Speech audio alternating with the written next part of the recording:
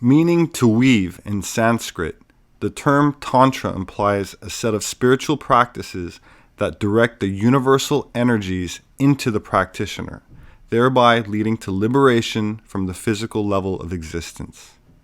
The tools one may use in tantric practice include things such as mantras, meditation, and mudras, which are positions of the body, especially the hands, that have some kind of influence on the subtle energies of the body or your mood. This is the real significance behind the Masonic hand gestures, which may be used as a subtle form of communication to other members, but in a more esoteric sense are employed in the harnessing and manipulation of energies, sometimes called chi, ki, orgone, prana, and vril. To put it in more practical and blunt terms, this energy is closely related to sex energy and is at the root of all mystery schools and religions.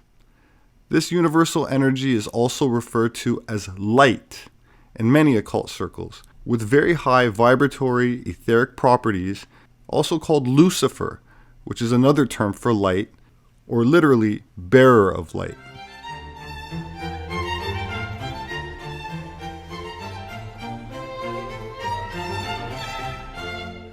Alan Watts was a British philosopher who popularized Eastern esoteric philosophy for a Western audience.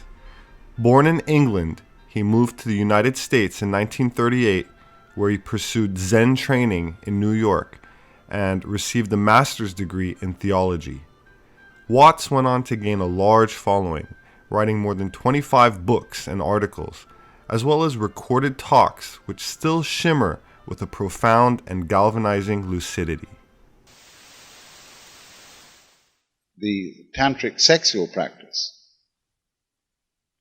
is allowing it to happen without forcing sexual relationship in any way. It tends to be a sexual type of relationship which you could call contemplative rather than active. If you see the statues of tantric figures, by and large, the male figure is seated in the lotus posture like a Buddha, like the Buddha here. The female sits right on his lap, wraps her legs round his waist and her arms round his neck. And they touch at all points: the mouth, the breasts, the sexual organs, the eyes, looking straight into each other. But they're motionless. They're completely still. They don't, in other words, work towards an orgasm. See, Freud had the idea that sexual pleasure is release from tension. That what we work towards is the orgasm as detumescence, as escape from tension.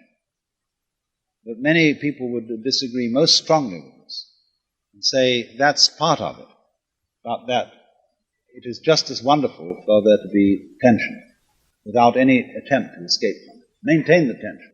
Just let it happen. That is the attitude of these sexual images of the sexual yoga. To let it happen. And to be completely still and completely open and aware. And if you do this, you'll find a very strange thing happens. You will become the other person. And you will experience yourselves as a single organism, where the two bodies literally melt into each other. It's as if there is electric currents or something in our bodies, which ordinarily bat against each other. But in this way of sexual yoga, the two currents become a single current. And it's exactly, melting is the only way I could describe it, the best metaphor. The two bodies fuse. Some say that in the tantric exercise there is no orgasm. It is entirely what's called coitus reservatus, or carezza, to use the Persian word. And that the sexual energy is thereby transmuted into spiritual energy. Some say, you arouse the sexual energy, but instead of dissipating it, you send it up the spinal column into the brain. You all know, presumably, the symbolism of yoga, of the Kundalini, that at the base of the spine there is called the serpent. Kundalini, the serpent power.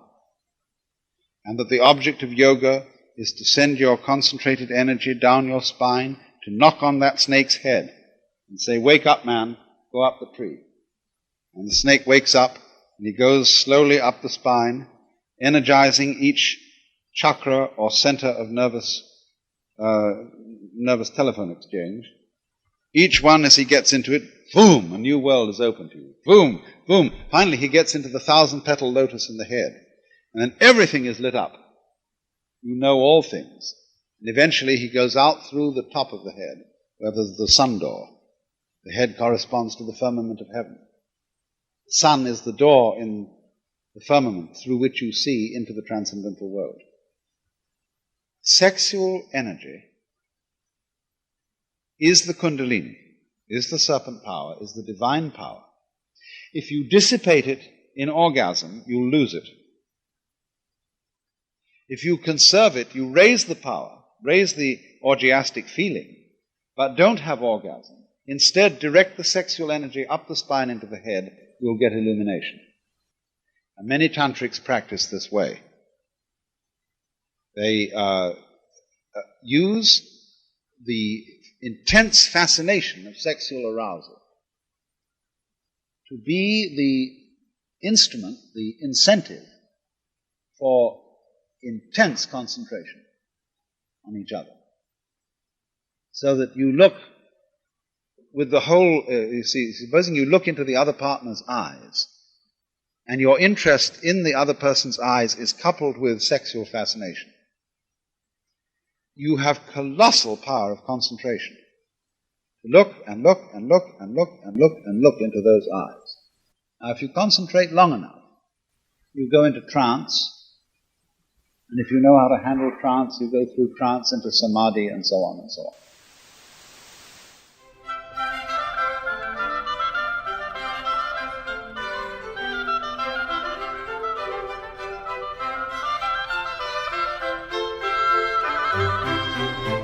Samadhi is a state of consciousness characterized by clarity of perception and the absence of ego.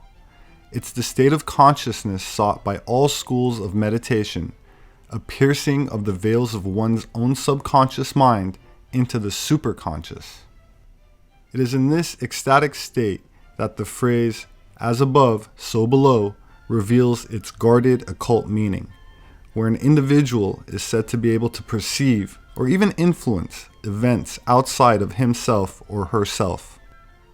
Samael Aun Weor was a spiritual teacher and author of over 60 books of esoteric spirituality.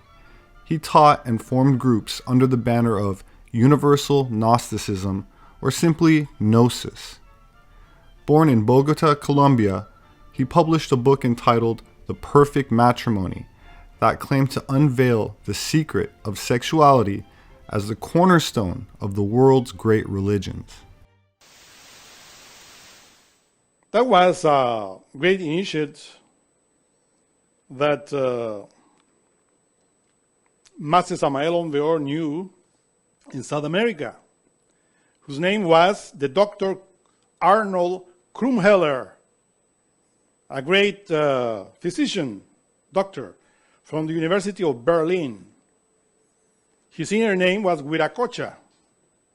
Master Samael Aun Weor mentioned Viracocha in his book, The Perfect Matrimony.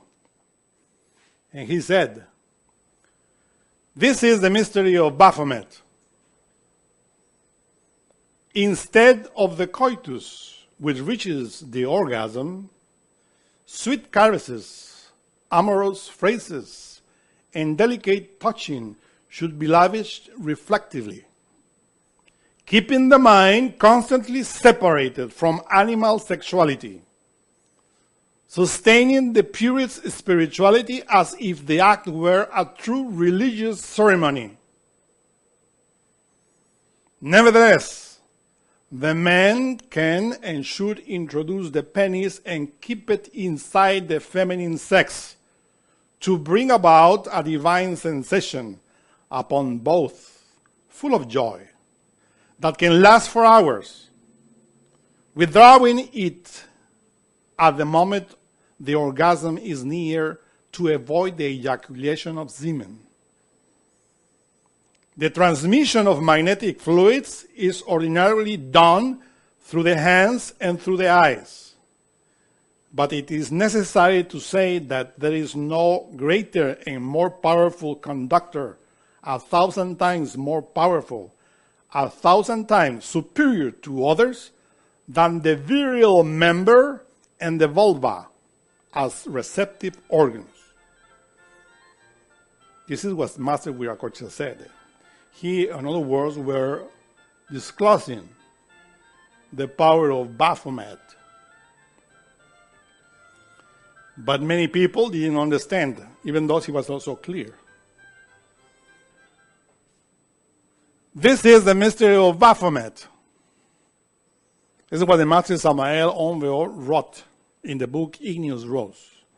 He says, the rose elaborates its perfume with the clay of the earth, which is the physicality. The slithering worm does not like the gardener who removes its clay. Our disciples will now comprehend on what basis do the tenebrous ones qualify the sexual alchemists as thieves. And the proof is this. When you read the book of Genesis, chapter 2, verse 25, the very bottom of that chapter, it is written, and they were both naked. But we put in parentheses the word that they use for naked. If you copy that word and put it in the dictionary, you will see that has many meanings. And one of the meanings is thievish. And it's because it is precisely what an alchemist, a Templar, the one that knows the mystery of Baphomet, does. He steals the sexual force of nature. You have to know how to steal the energy from your own physicality, because that physicality, that flesh, is your own body. Master Samael says, or the Genesis says, and they were both thievish, Adam and his wife, and were not ashamed, because they were stealing from their own development, spiritual development. Now the devotees of the path will understand why Christ said, the kingdom of heaven suffers violence, and the violent take it by force. Because this is how you develop the forces of heaven within you. The forces of heaven descends in your physicality, and you take it by force, by willpower. It's not easy. The weak succumb in the sexual act. And that's the mystery of Baphomet. You have to be a thief. And that's why the tenebrous, the fornicators from Klipoth accuse the alchemists of being thieves. Because we, when we transmute, we are really thieves. We like to steal for God. But it's not stealing like in this physical world, money or dollars, because that's stupid. He's stealing from his own energy, his own force, his own physicality. And you transmute the sexual force. That's the mystery of Baphomet. That is taught by Moses through his Kabbalah in all the book of Genesis. When you are in the sexual act, you are touching the tree of life. But remember the commandment, don't eat of it. You touch the tree and you eat the fruit, and that's precisely the problem. You can touch it. But don't eat it. Because by touching it is how you transform the energy and feed your spirit, your soul. But if you eat it, when you fornicate, you make lust and then the rest of egos inside.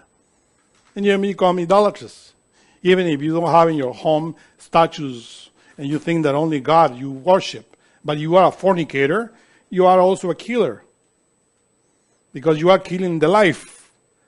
Or as in esotericism we say, any bodhisattva that falls into animal generation is accused of having killed the god Mercury, or the Mercurius, which is the sexual energy. What are you performing when you are in fornication? The Zohar explains the different. You are a thief as well, but a bad thief.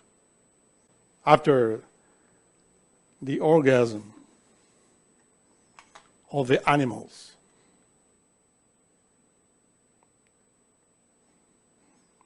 And the serpent said unto the woman, this is the next graphic, ye shall not surely die, for Elohim doth know that in the day you eat thereof, then your eyes shall be opened, and ye shall be as Elohim, knowing good and evil. But when you eat it as God, or with God, together with God, and you eat it, and then your eyes are open.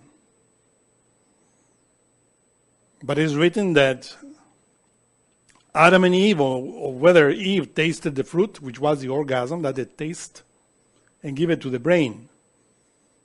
And both saw that they were naked completely, without energy, without force. So we have two serpents here. The first is the tempting serpent, and the other is the serpent that gives life, which is the Kundalini. Humanity is following, of course, the tempting serpent. Because in the sexual embrace, when the flesh is receiving that magnetism in male and female, they enter into the temple, but to fornicate. And that's precisely to filth the tabernacle of God.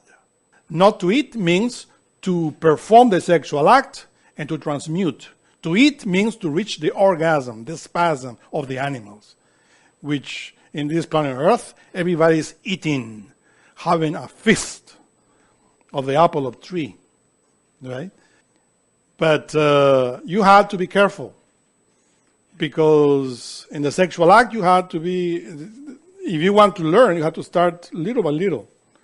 Don't start like great master of Tantra, that practice hours. The master Viracocha says they can endure for hours, right?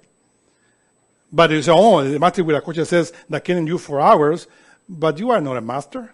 He was a master Viracocha. He says you have to start. The master Samael says you have to start for 5 minutes, 15 minutes, or as much as you can tolerate, in order to teach your body, because the serpent is wiser.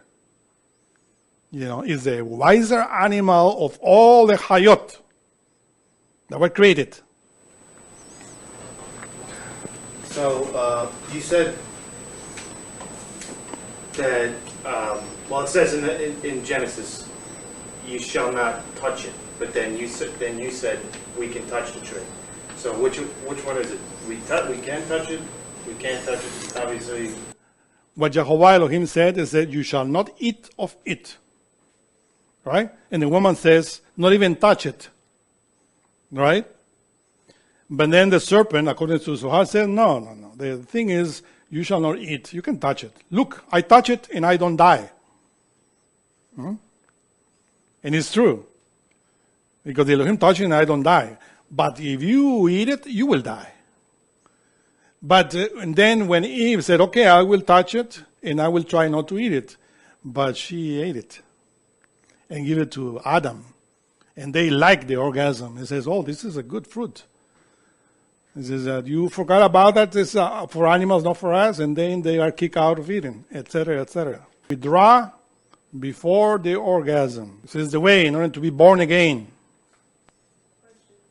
Another question. What is the karma of a man or a woman who cannot reach orgasm? The karma. There's no karma there. In this case, for the woman that cannot reach the orgasm, why, if you cannot reach the orgasm, you have to fight for it? It says you cannot be an animal because you don't reach the orgasm. Then fight in order to be an animal. That's incongruent. In this day and age, this is precisely what people receive, teachings. That some women are difficult to reach the orgasm, so they have to teach her. Women are, in past times, chaste by nature. But in this day and age, there's a lot of pornography there and filthy things that teach the woman how to fornicate, how to reach the orgasm, and that's bad. In other words, the woman had to be more bestial as she already is, and how the man can be more bestial as he already is. But remember, the choice is yours. Take the path of the good or the evil. It's up to you. When you are in a sexual act, God is one. And if you pollute the sexual act, you are insulting that only God within you. Thank you very much. Ecstasy or samadhi is not a nebulous state, but a transcendental state of wonderment, which is associated with perfect mental clarity. On one given night, while in profound internal meditation, I abandoned this illusory world of Maya.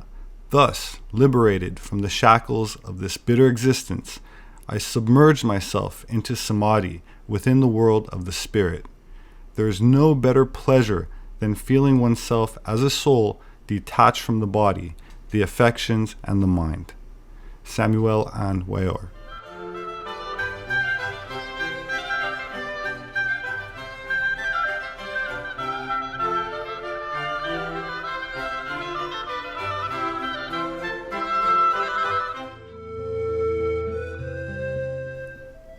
Wilhelm Reich was born on March 24, 1897, on a small farm in what is now the Ukraine.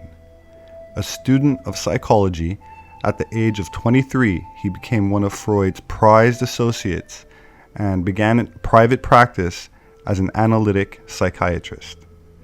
As a pioneer in the study of human sexuality, he used novel experimental methods to examine, analyze, and measure various aspects of physical lovemaking.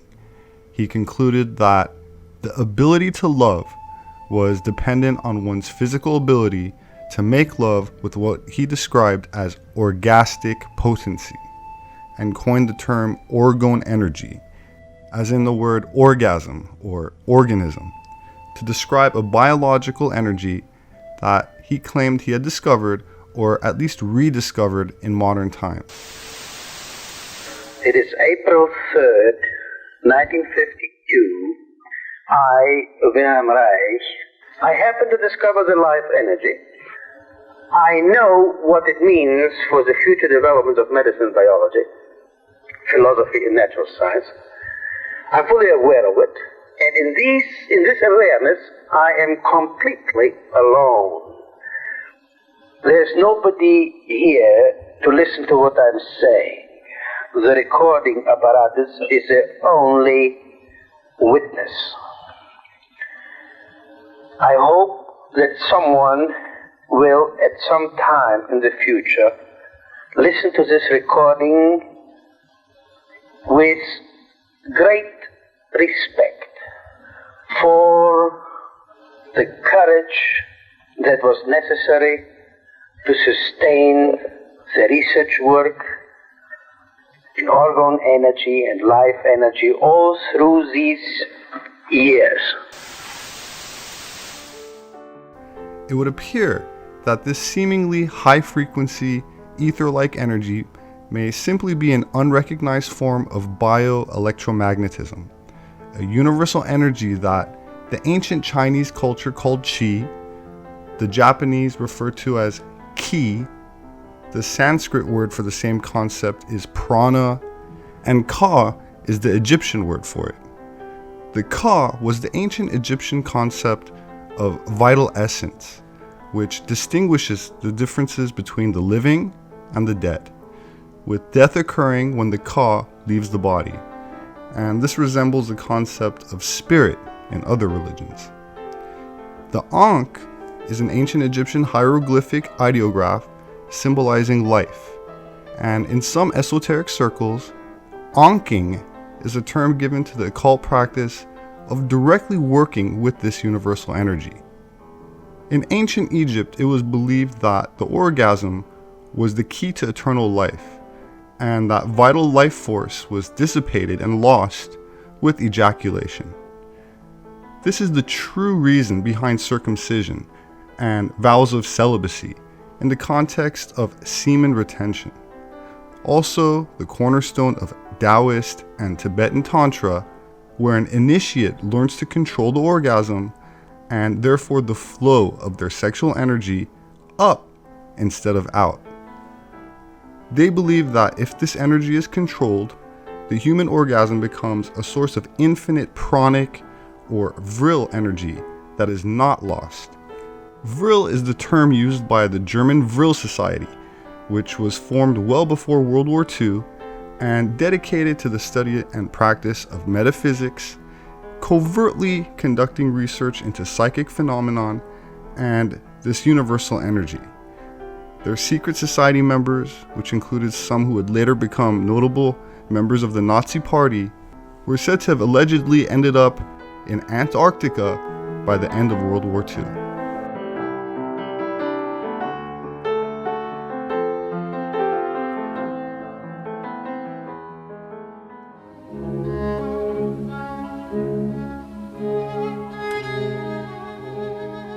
Sigmund Freud was the famous founder of psychoanalysis and believed that refraining from sex provided mental and physical benefits. According to his biographer, Ernest Jones, and I quote, Freud held the opinion, based on personal experience and observation, that sexual activity was incompatible with the accomplishing of any great work. Since he felt that the great work of creating and establishing psychotherapy was his destiny, he told his wife that they could no longer engage in sexual relations. Indeed, from about age 40 until his death, Freud was absolutely celibate in order to, quote, sublimate the libido for creative purposes.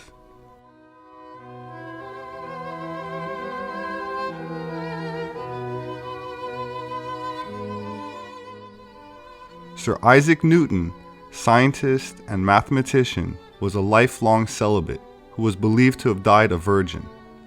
In a letter to philosopher John Locke, he writes, and I quote, "The way to chastity is not to struggle with incontinent thoughts, but to avert the thoughts by some employment, or by reading, or by meditating on other things." According to this BBC article, Nikola Tesla, legendary scientist and inventor, quote, believed that celibacy spurred on the brain.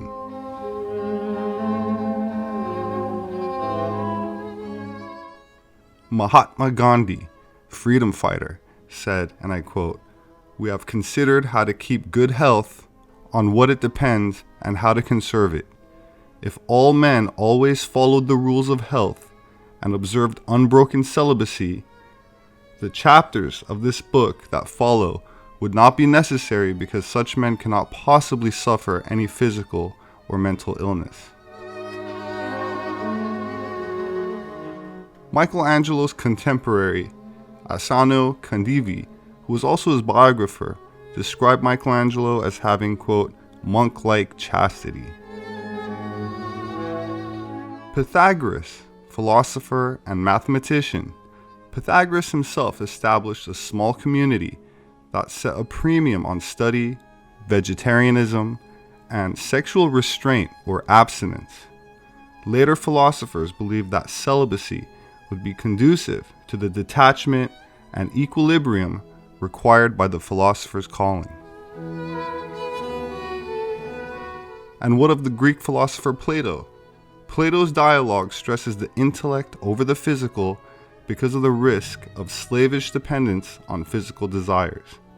In this context, Plato recommends reduced erotic engagement to better exercise and control the mind. In other words, sexual activity is only detrimental only insofar as it distracts from intellectual endeavors. Plato praises this exemplary self-control, citing a famous athlete who had possessed in his soul such art and such courage, mixed with moderation, that he never touched a woman, or boy for that matter, during the entire time of his training. Plato suggests that by consciously choosing to control sexual desires, an individual liberates the mind to better study virtue. The Greek philosopher Socrates first prescribes abstinence from sexual pleasure. A conventionalized treatment of his view on sex then follows, which illustrates and amplifies the earlier summary treatment of its dangers. Xenophon makes the wrong move and finds that though sex may be a pleasure, it makes you a slave. The Dalai Lama, spiritual leader of Tibet, once said, and I quote, "Sexual pleasure, sexual desire, actually, I think is short-period satisfaction, and often that leads to more complication."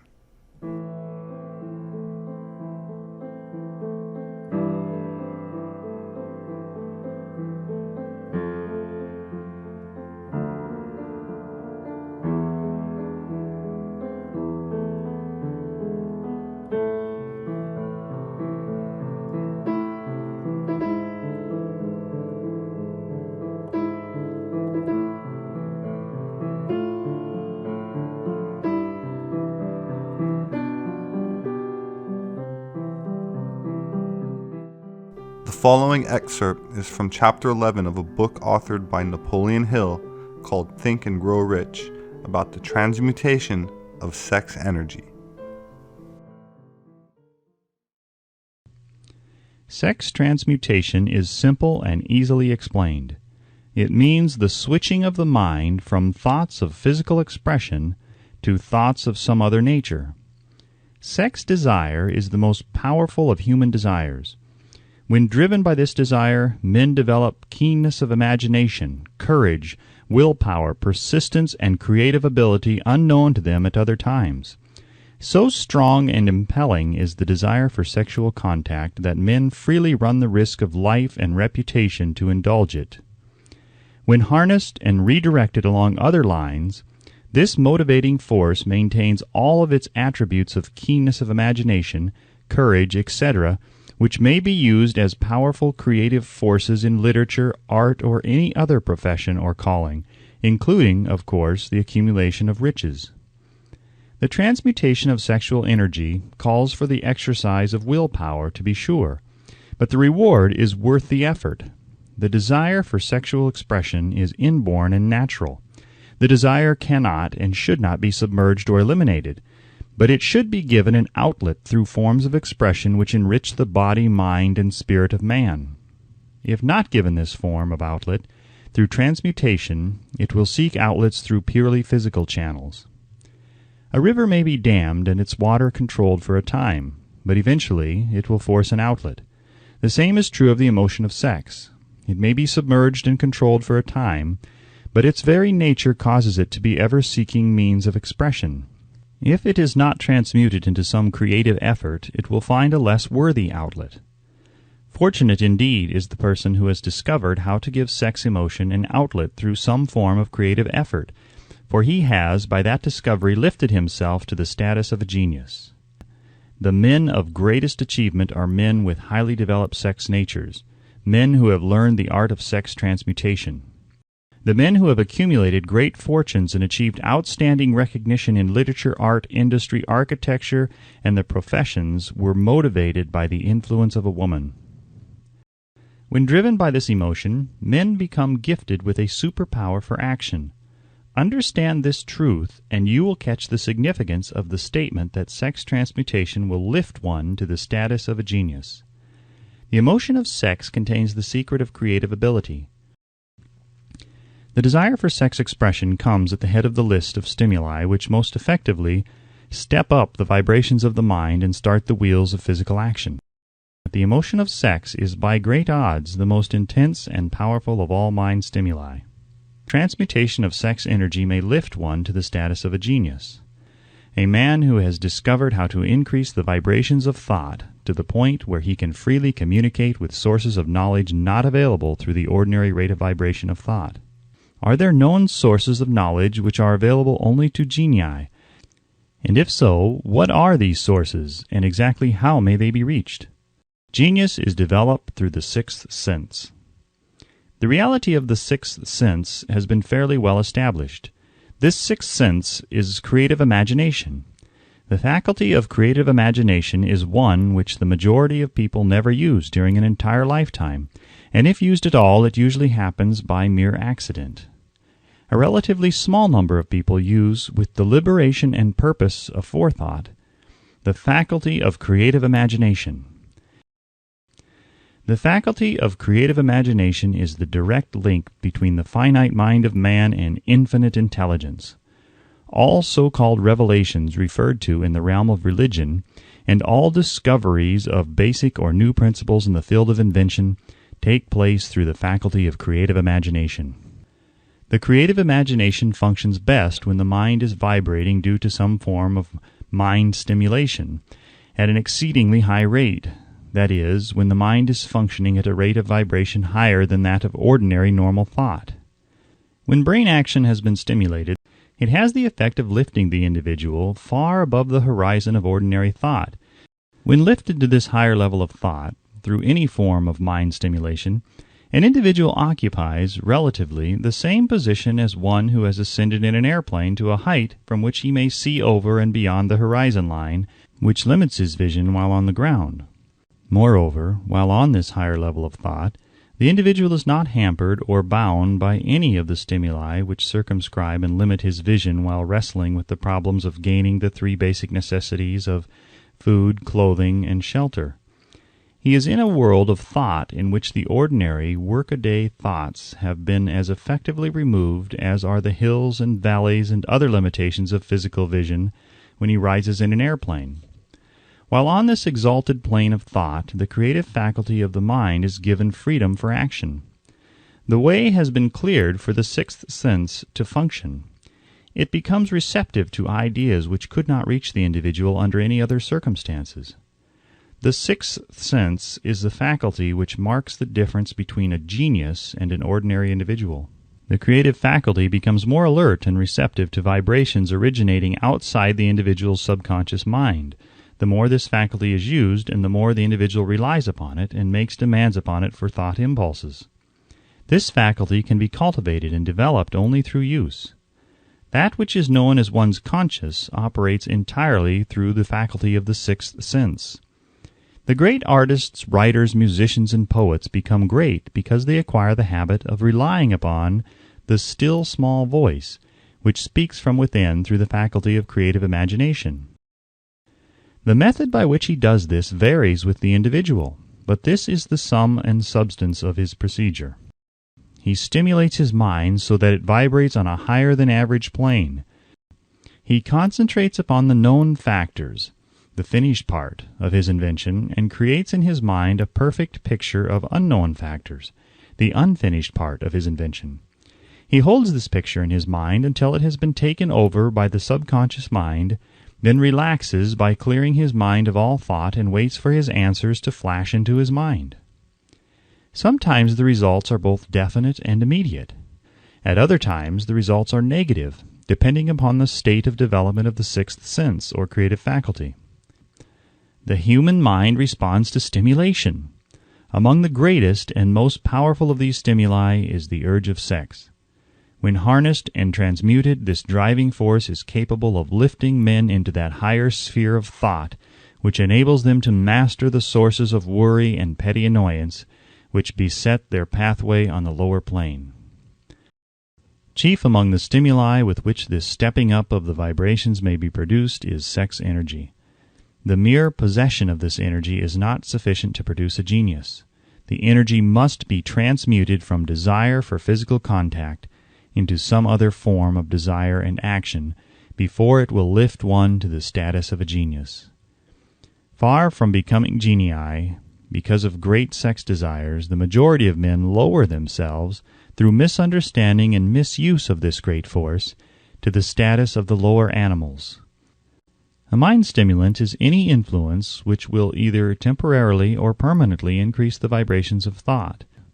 Nature has prepared her own potions with which men may safely stimulate their minds so they vibrate on a plane that enables them to tune in to fine and rare thoughts which come from no man knows where. No satisfactory substitute for nature's stimulants has ever been found. It is a fact well known to psychologists that there is a very close relationship between sex desires and spiritual urges, a fact which accounts for the peculiar behavior of people who participate in the orgies known as religious revivals. Through these sources one may commune with an infinite intelligence, or enter at will the storehouse of the subconscious mind, either one's own or that of another person, a procedure which is all there is of genius. That the factor of personality known as personal magnetism is nothing more or less than sex energy. Highly sexed people always have a plentiful supply of magnetism. Through cultivation and understanding, this vital force may be drawn upon and used to great advantage in the relationships between people. Transmutation of sex energy calls for more willpower than the average person cares to use for this purpose. Those who find it difficult to summon willpower sufficient for transmutation may gradually acquire this ability. Though this requires willpower, the reward for the practice is more than worth the effort. These statements of the virtue of sex energy should not be construed as justification for the libertine. The emotion of sex is a virtue only when used intelligently and with discrimination. It may be misused, and often is, to such an extent that it debases instead of enriches both body and mind. Intemperance in sex habits is just as detrimental as intemperance in habits of drinking and eating. No man can avail himself of the forces of his creative imagination while dissipating them. Sex alone is a mighty urge to action, but its forces are like a cyclone. They are often uncontrollable. When the emotion of love begins to mix itself with the emotion of sex, the result is calmness of purpose, poise, accuracy of judgment, and balance. When driven by his desire to please a woman, based solely upon the emotion of sex, a man may be, and usually is, capable of great achievement, but his actions may be disorganized, distorted, and totally destructive.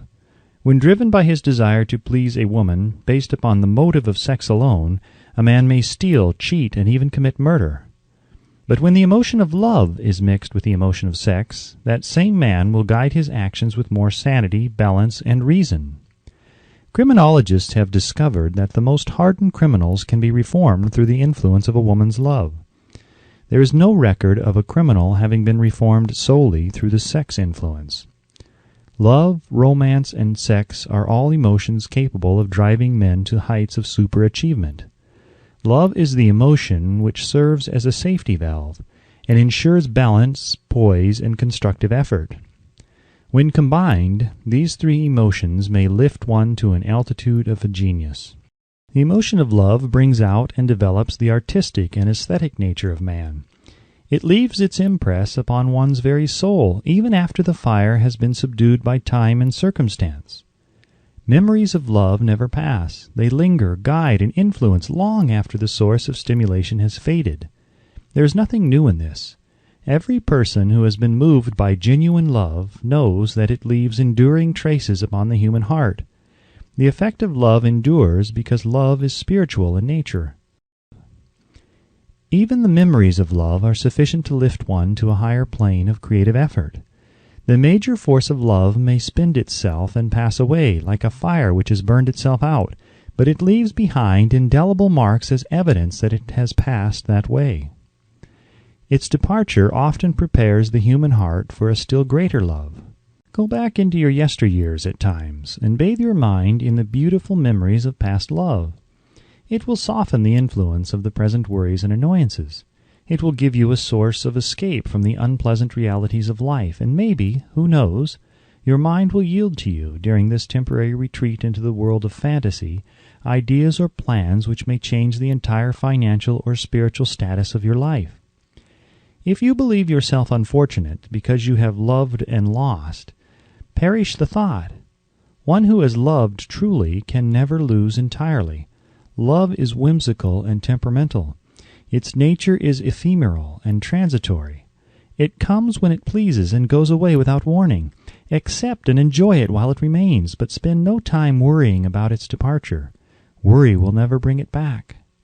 Dismiss also the thought that love never comes but once. Love may come and go, times without number, but there are no two love experiences which affect one in just the same way. There may be, and there usually is, one love experience which leaves a deeper imprint on the heart than all the others. But all love experiences are beneficial except to the person who becomes resentful and cynical when love makes its departure. There should be no disappointment over love, and there would be none if people understood the difference between the emotions of love and sex. The major difference is that love is spiritual, while sex is biological. No experience which touches the human heart with a spiritual force can possibly be harmful, except through ignorance or jealousy.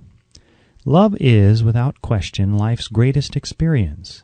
It brings one into communication with infinite intelligence. When mixed with the emotions of romance and sex, it may lead one far up the ladder of creative effort. Marriages, not blessed with the eternal affinity of love, properly balanced and proportioned with sex, cannot be happy ones, and seldom endure. Love alone will not bring happiness in marriage, nor will sex alone. When these two beautiful emotions are blended, marriage may bring about a state of mind closest to the spiritual that one may ever know on this earthly plane.